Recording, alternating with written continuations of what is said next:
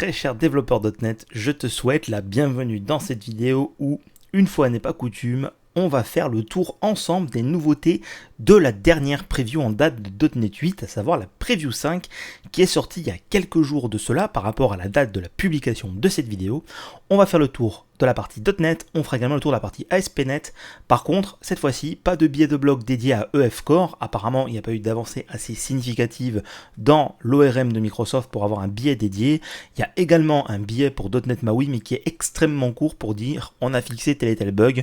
Bref, la version de MAUI pour .NET 8 sera de toute façon une version où est-ce qu'on va corriger des bugs et de la qualité. Donc les nouveautés et tout ce qui est excitant, c'est dans le runtime, dans le framework et dans ASP.NET. On fait le tour ensemble sans plus attendre. Mais avant de rentrer dans le vif du sujet, comme à chaque fois, si tu aimes ce que je fais et que tu veux soutenir mon travail, n'hésite pas à liker cette vidéo. Ton pouce bleu sous la vidéo aide beaucoup au référencement.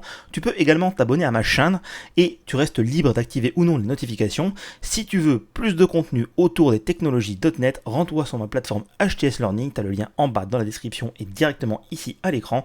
Tu auras tous mes cours en VOD et également un blog qui est écrit par moi-même et par les personnes avec qui je collabore pour te donner le meilleur de tout ce qu'il y a à donner autour des techno.net en français et de qualité.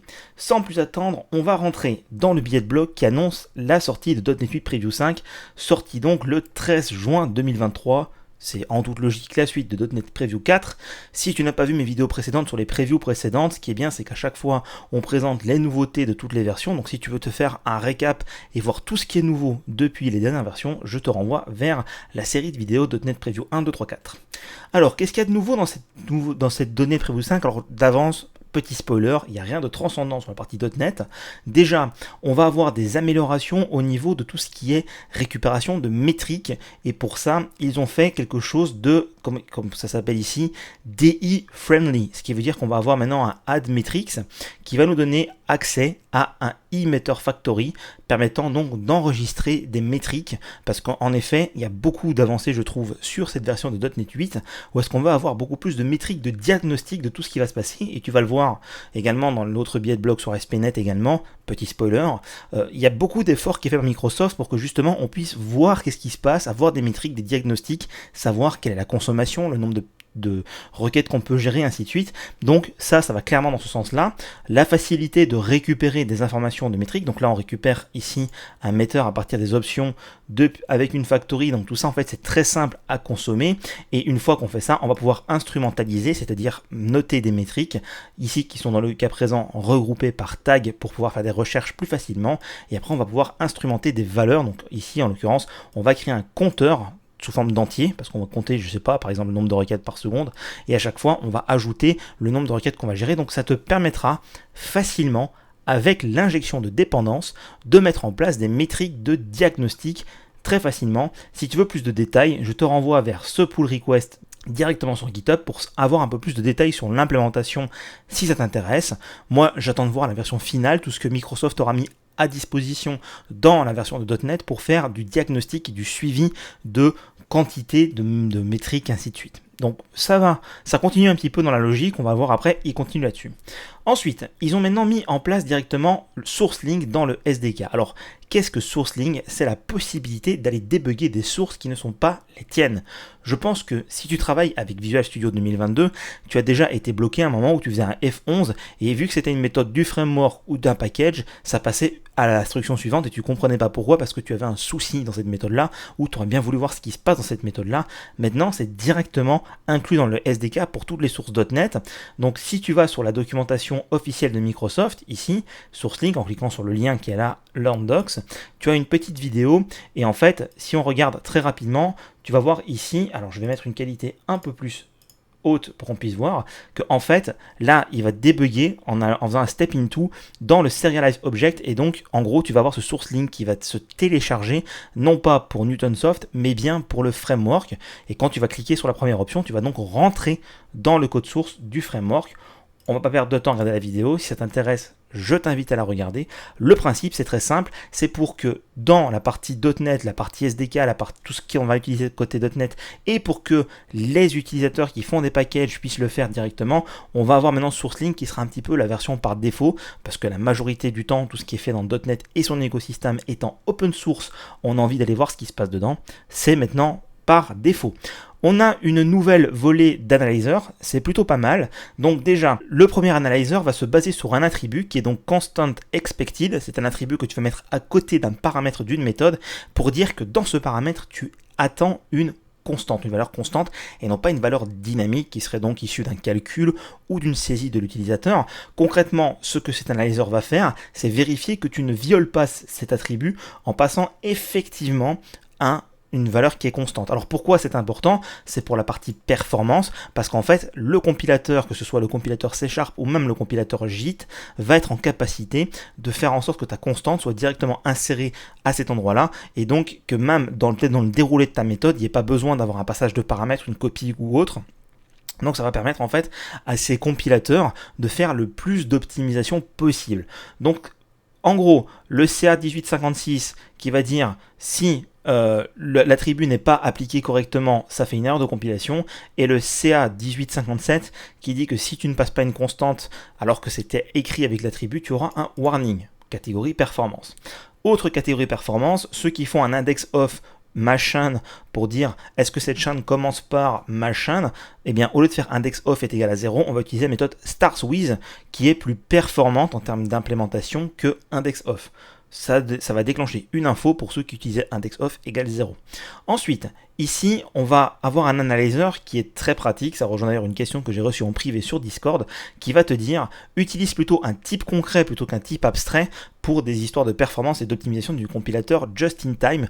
En gros, imagine que tu as une méthode qui retourne une collection de personnes. Toi, quand tu as fait le calcul de cette collection de personnes, tu en as fait une liste, mais ta méthode retourne un enumerable. Eh bien, la problématique, c'est que les optimisations ne pourront pas être faites tant à l'exploitation, parce que la personne qui l'exploite ne sait pas que c'était une liste, donc va devoir retransformer cet enumerable s'il veut par exemple faire le count ou des choses comme ça.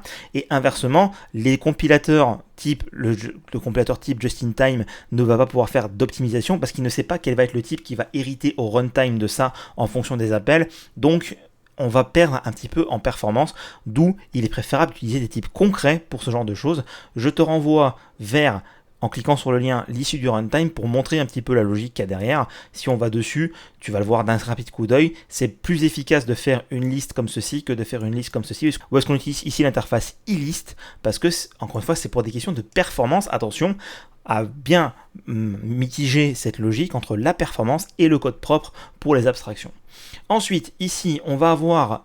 Ça c'est pour moi c'est un truc que je croise tellement souvent, de préférer les propriétés length, count ou isEmpty plutôt que d'appeler la méthode link any et d'éviter donc de créer un enumérateur pour rien. Petite info est assez sympathique.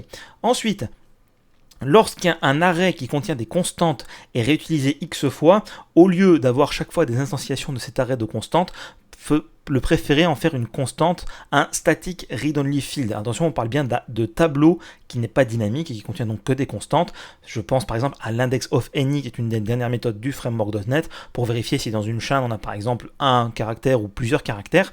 On évite de tenter de faire un tableau avec les caractères qu'on veut voir s'ils existent dans cette chaîne. Et bien là, la recommandation, c'est que on va faire ce tableau en static read-only de notre classe ou de notre assembly pour éviter d'avoir des associations inutiles. Catégorie performance. Encore comme tu le vois, pas mal d'analyseurs en type de performance.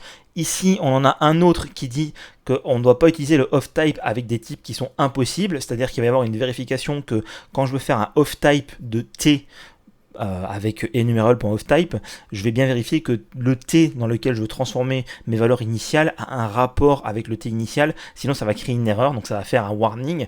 Alors ça doit être assez complexe, parce qu'en fait, il va faire une vérification comme quoi ça peut bien être transformé. Par exemple, ici on a un new int de 1, si on aurait fait off-type string, ça n'aurait pas fonctionné. Là, ça va faire des exceptions en runtime, et donc en fait ici, ils prennent un exemple où est-ce qu'ils ont un enumerable de la classe Apple qui veulent transformer en Orange, mais vu qu'il n'y a pas de lien entre Orange et Apple, eh bien pour le coup, ils n'y arriveront pas. Petit analyzer qui va éviter des erreurs qui pourraient arriver au runtime, intéressant. Et le dernier en date, c'est convertir tous les null checks qu'on a dans nos constructeurs, dans nos méthodes, en utilisant la méthode argument null exception throw if null, qui est donc ajoutée dans cette classe d'exception depuis .NET 6 si je ne me trompe pas. Et donc au lieu d'éviter de faire if mon paramètre égale nul, throw new argument null exception, on va directement enlever le if, on va enlever le bloc de code, on va faire argument null exception throw if null. Pour la maintenabilité, ça rend le code un peu plus concis. Donc voilà les quelques analyseurs qu'on a qui vont être ajoutés de base en .NET 8. Il va y en avoir d'autres, comme ils le disent ici, on en planifie d'en mettre d'autres. Alors ça, il y a une partie qui est fournie par la communauté, une autre partie par des personnes de Microsoft. Par exemple ici, celui-ci, c'est Stephen Toub, qui est donc quelqu'un qui bosse à Microsoft. Si vous êtes intéressé par installer les analyseurs en avance de phase, on a une liste ici qui est disponible où est-ce qu'en fait on peut aller les récupérer. Tous ceux qui sont marqués comme up for grabs, on peut directement les prendre pour les utiliser. Moi, dans l'idée, je préfère attendre que tout soit directement packagé dans le framework. Mais si vous êtes curieux, vous pouvez aller faire un tour dans cette liste. Vous pouvez voir quand même, si je l'ai fermé un peu vite, on a quand même déjà 36 analyzers qui ont été ajoutés pour toujours à des fins de performance ou de code plus propre ou plus maintenable. Surtout pour les personnes qui ne font pas forcément un suivi très précis de quelles sont les nouveautés dans les dernières versions du framework. Alors toi, si tu regardes cette vidéo, c'est probablement que tu t'y intéresses, mais sinon, effectivement, il peut y avoir des personnes qui ne font pas un suivi régulier de tout ce qui a été ajouté. Elles passent de, par exemple, de .NET 3.1 à .NET 8, c'est un grand saut en avant, et donc ils n'ont pas suivi tout ce qu'il y avait en intermédiaire. Ce genre de petit analyzer va leur donner quelques astuces pour optimiser leur code. Moi, je prends. Je suis même sûr que je vais avoir des trucs à optimiser dans mon propre code. Ensuite, par rapport à la partie Linux, on a des modifications par rapport au self-contain qui a été fait. Donc déjà, on a le self-contain par rapport à Linux qui maintenant qui en gros va être pris en charge grâce au travail avec Red Hat, mais surtout, indépendamment de ça, pour moi, ce qui est le plus important, c'est que le self-contain n'est plus par défaut. En fait, avant, quand tu faisais un .NET Publish-R pour préciser le runtime, donc la plateforme cible sur laquelle tu voulais compiler ton application pour que les optimisations soient faites pour la plateforme cible et surtout que les dépendances natives ciblent la plateforme cible, eh bien, pour le coup, tu avais un warning qui te disait il faut utiliser self-contained ou no self-contained. Qu'est-ce que c'est? En fait, c'est assez simple. Self-contained, tu vas avoir un exécutable, peu importe la forme, peu importe l'extension, qui contient ton code source, le runtime et tout le framework dont tu as besoin de ton application. Alors que no self-contained, tu as juste ton code source qui doit s'exécuter sur le runtime qui est installé sur la machine cible. Et quand tu spécifies un runtime, par défaut, il passait en self-contained, c'était la version par défaut. Depuis .NET 8, c'est maintenant possible de faire un "-r" et donc d'avoir l'équivalent de "-r no self-contained", donc cette option n'est plus nécessaire, mais surtout pour ceux qui avaient le "-r et qui n'étaient pas au courant, et bien maintenant l'application avec "-r sera en mode utilisable par un runtime et non pas packagé en une seule application. Donc si tu veux garder l'ancien comportement, à savoir je veux avec le "-r avoir mon application qui est self-contained, il va falloir que tu le fasses explicitement dans la ligne de commande ou que tu rajoutes ça dans le CSproj. Alors, juste une petite mise en garde, pour la ligne de commande, ce sera maintenu ad vitam aeternam. Par contre, pour l'ajout dans le CSproj, il y a des chances qu'au bout d'un moment, ça finisse par disparaître. C'est considéré comme un breaking change. Donc, pour l'instant, il faut être vigilant là-dessus si jamais tu fais des publications vers un runtime spécifique. Mais quoi qu'il en soit, le changement pour moi me semble logique parce qu'en effet, la publication, rien ne dit que parce que je vise le runtime Linux, par exemple, j'ai forcément envie d'avoir toute mon application packagée sans runtime parce que peut-être que je vais l'envoyer sur un serveur. Ça peut être assez intéressant et je pense qu'ils se sont rendus compte que les gens n'étaient pas forcément au courant de cette petite subtilité. Ensuite, nous avons les containers à base de Linux Alpine qui sont disponibles, qui utilisent une nouvelle variante qui est le Ready to Run. Alors Ready to Run, je te renvoie à la conversation qui est ce billet de blog là de Richard Lender, parce qu'en fait ils expliquent un petit peu en quoi ça consiste. En gros, ce sera plus performant par rapport à la version classique que la version Alpine classique, notamment par rapport, et on le voit ici, à la réduction du temps de gîte, à la réduction du temps de démarrage et à la taille des images. C'est assez pointu comme sujet, d'ailleurs moi je ne suis pas rentré dans le sujet plus que ça. Si ça t'intéresse, rends-toi sur ce billet de blog là et fais quelques recherches, tu verras qu'ils ont fait pas mal de modifications à ce niveau là, et donc pour l'instant c'est pas encore disponible, mais si jamais tu veux déjà les tester, c'est dans les nightly d'ASP.NET où est-ce que tu vas avoir droit à ces images là si jamais tu exploites ton image en Docker. moi qui tourne sur Azure, j'ai de forts espoirs que ça soit la version par défaut d'ici à ce que .NET 8 soit en stable. Ensuite, ils ont modifié la gestion du RID. Alors RID, c'est Runtime Identifier. Pour la simplifier, en fait, Runtime Identifier, c'est quand tu dis je veux publier vers tel runtime et tu lui donnes le nom du runtime sur lequel tu veux publier. Par exemple, .NET publish-r Windows-x64. Donc je veux publier mon application pour qu'elle cible Windows en x64. Et en fait, grosso modo, quand on dit je veux cibler celle-là, il y avait un espèce de graphe de dépendance en fonction en plus des versions de Windows, parce que tu pouvais rajouter une version avec 10 000 quelque chose, enfin le numéro de version de Windows, ça crée des complexités monstrueuses apparemment à la maintenance d'après ce qu'ils disent. Donc maintenant, en .NET 8, ils ne vont plus utiliser ce graphe de dépendance pour savoir quelles sont les dépendances pour cette plateforme cible, et de la même façon, ils vont simplifier, comme on peut le voir ici dans cette partie-là sur GitHub, ils vont simplifier la partie RID pour avoir des éléments beaucoup plus simples, par exemple Linux-x64 plutôt qu'avoir Linux-Red Hat ou Linux-Ubuntu. L'idée c'est vraiment de simplifier le runtime identifier, et donc c'est en quelque sorte un breaking chain parce qu'on n'a plus de graphe qui est d'ailleurs difficile à maintenir, difficile à entretenir et grosso modo fragile. Donc dans cette optique de simplification des choses à la fois pour eux à maintenir et à la fois pour nous à consommer, il y a une modification à ce niveau-là.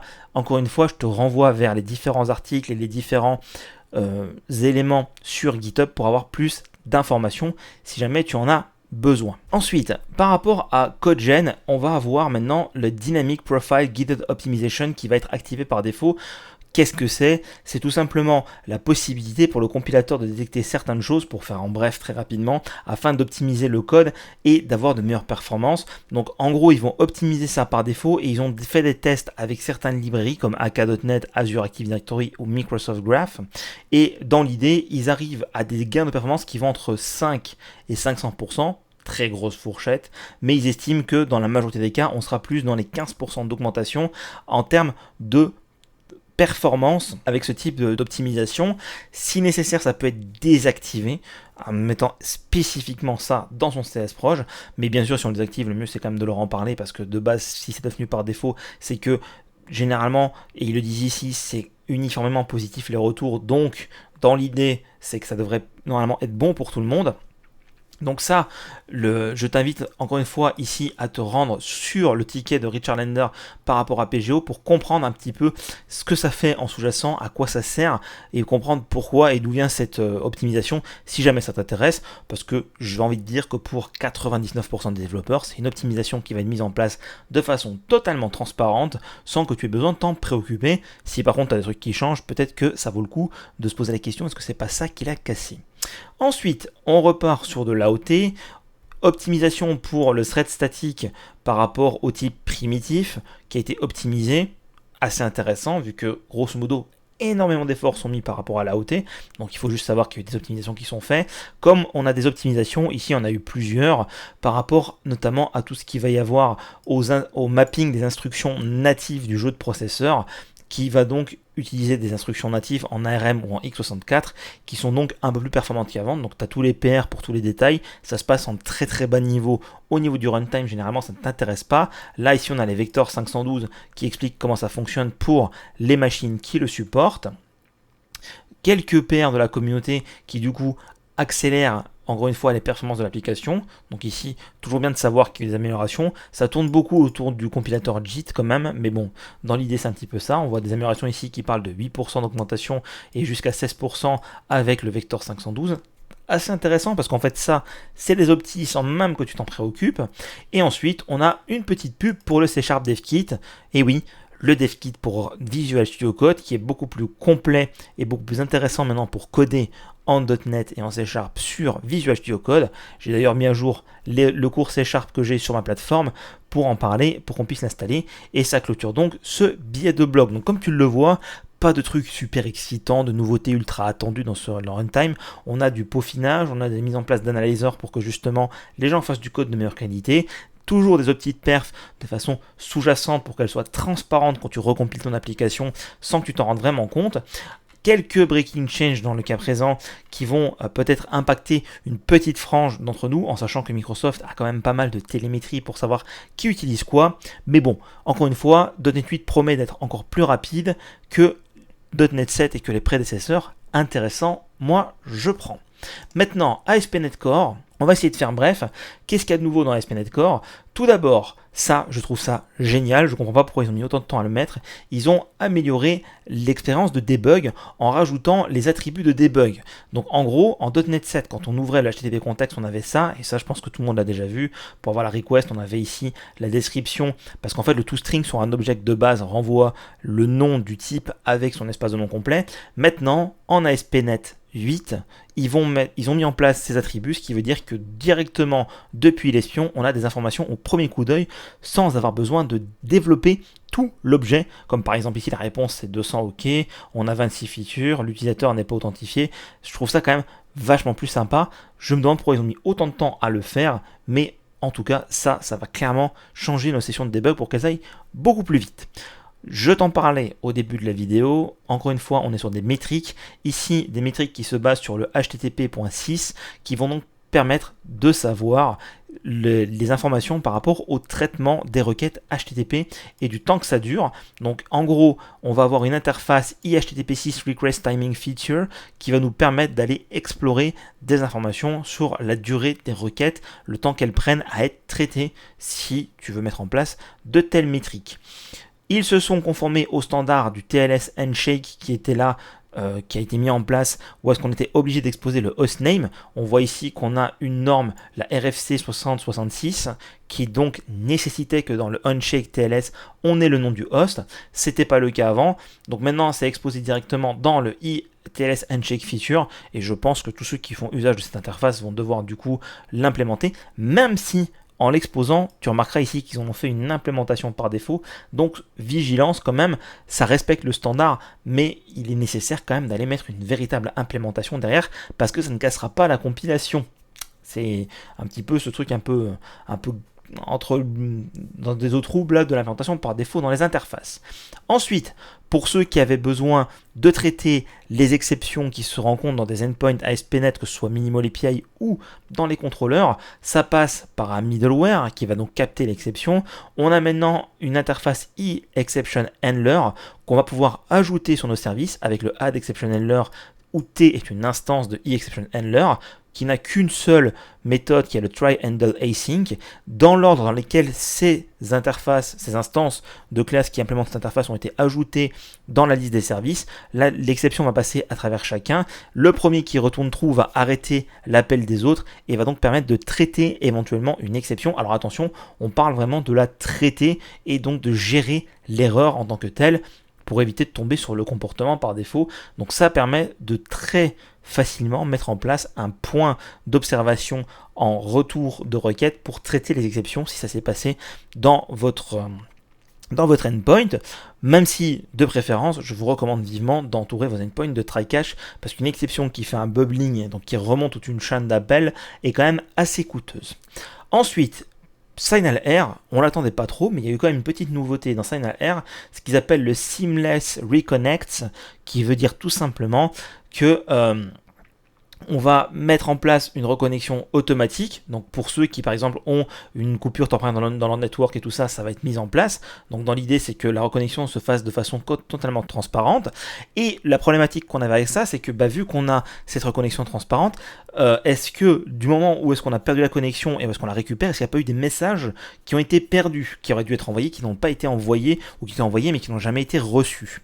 Et la problématique avec ça, c'est qu'en SignalR de base, on ne fait pas d'acknowledge des messages. C'est-à-dire que si le serveur envoie un message vers le client il l'a reçu ou pas, le serveur il s'en fiche grosso modo.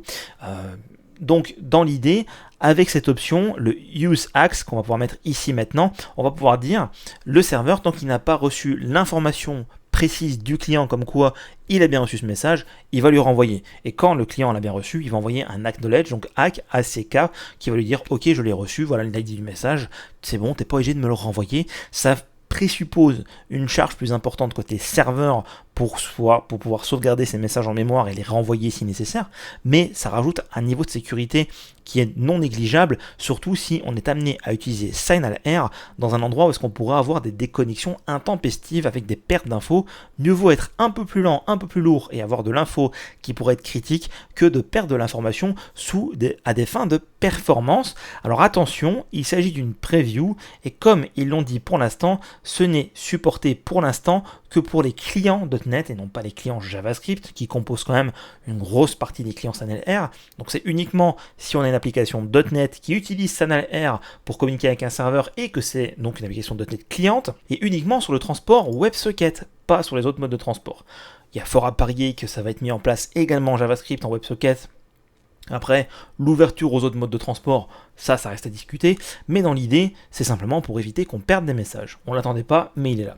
Ensuite, côté Blazor, on en a parlé pas mal dans les previews qui étaient avant, on avait ce fameux Blazor United, où est-ce qu'en fait on avait à la fois du serveur, à la fois du WASM, et bien maintenant, ça y est, on a un template de projet Blazor Web App. En fait, c'est Blazor United, mais renommé.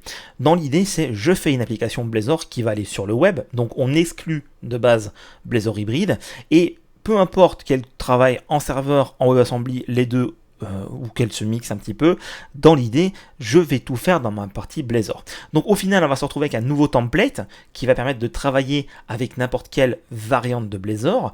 On va avoir donc le support des composants Razor avec le Add Razor Components ici, et après on va avoir le Map Razor Components. Donc là, pas de pont WebSocket pour communiquer, comme Blazor Server, et on n'a pas un programme.cs qui ressemble à celui de Blazor WASM, où est-ce qu'en fait on travaille côté client, on a vraiment l'impression ici qu'on est côté serveur. Donc le app.razor du coup contient tout le code HTML, y compris le code Blazor qu'il y a dedans. Donc en fait le routeur avant, quand on prend du Blazor Server ou du Blazor WebAssembly, on avait une balise ici, soit de component, soit une div avec un ID qui était substitué en Blazor WebAssembly. Maintenant, tout est directement compris dedans. Donc, en fait, vu qu'on map un composant, il est nécessaire d'avoir tout le HTML dedans. Donc là, on a mis en place un routeur. Pour l'instant, le routing, il le précise ici, ne marche que sur la partie serveur, ce qui veut dire que quand on fait un routing, qu'on va d'un composant A vers un composant B, on le fait avec un full page load et non pas avec un client routing. C'est pas transparent, donc c'est l'équivalent d'une navigation d'une page à une autre en ASP.NET classique. La navigation côté client améliorée, comme ils le disent ici, devrait arriver bientôt. Ensuite, l'interactivité est enfin disponible, ce qui veut dire que quand on va cliquer sur un élément, on va pouvoir mettre du code C# qui s'exécute. Alors, ça fait un peu l'impression d'un retour en arrière, parce qu'en fait, avec Blazor, ça fait 3-4 versions qu'on fait déjà de l'interactivité sans se prendre la tête. Là, maintenant, ici, on a l'impression que c'est tout nouveau, que ça y est, on va pouvoir faire du C# dans le code HTML. C'est juste que le mode est un peu différent, et pour l'instant, ça ne marche que sur la partie serveur. Donc si on veut un counter, il y a un petit tuto qui nous explique comment faire un counter, comment l'ajouter, et en fait ici il va falloir mettre le server component parce qu'en fait l'attribut ajouté dans un composant Razor est considéré comme un composant qui va s'exécuter sur le serveur et qui donc va ajouter de l'interactivité. Donc ça change un peu sur la logique, mais au final on va avoir une connexion Blazor Server qui va être établie. Donc en fait, encore une fois, ce Blazor Web App qui est donc ce Blazor United renommé, le but c'est que on n'est plus la question qu'on avait avant. Je dois faire une application Blazor, qu'est-ce que je fais? Je fais serveur WebAssembly, mais si je fais l'un, je suis bloqué et l'autre. Ils se sont rendus compte que ça bloquait des personnes d'aller sur une ou l'autre technologie, ou même ils ont dû se rendre compte également, comme moi, que certains font des choix sans savoir ce qu'il va y avoir derrière ce choix, et donc prennent un choix juste parce que c'est à la mode ou parce que ça semble la bonne solution, et donc se retrouvent bloqués parce qu'ils n'ont pas prévu une architecture pour. Donc avec ce Blazor Web App, en fait, on rentre un peu dans un système de sécurité parce qu'on fait nos composants Blazor et le mode d'exploitation n'importe peu parce qu'au final c'est qu'une histoire d'attributs, voire une histoire de configuration et que tous les composants qui ont été faits dedans sont utilisables dans les deux variantes, je précise, sur le web, sachant qu'en plus maintenant, avec cette histoire de counter pour l'instant, c'est encore un petit peu hacky en quelque sorte, il faut encore faire quelques hacks parce qu'il y a le use server quand on veut créer une nouvelle application Blazor qui va donc créer cette histoire de render mode server, sachant qu'ils sont en train de travailler avec un render mode WebAssembly. Donc ça avance, mais voilà, c'est lent et on a l'impression d'un retour en arrière. Bon, après Blazor, si on fait bien son architecture et qu'on travaille bien ses composants, on a déjà aujourd'hui ce fonctionnement là. pas aussi transparent et pas aussi performant que ça, parce qu'il y a quand même des trucs qui sont différents qu'on ne peut pas atteindre aujourd'hui, mais dans l'idée, on peut avoir des applications Blazor qui fonctionnent très bien en production. J'en suis l'exemple vivant, j'en ai vu 4 ou 5 et j'ai travaillé sur 4 ou 5 qui fonctionnent aujourd'hui en prod sans aucun problème. Donc c'est une avancée, pas forcément essentielle, mais qui permet de peut-être d'avoir une meilleure adoption du produit. Ensuite, WebSeal, ça devient maintenant le mode par défaut, ce qui veut dire que depuis .NET 8 Preview 5, ce n'est plus des DLL en Blazor Wasm, mais des fichiers WebSeal. Si vous ne le voulez pas, il faudra le désactiver.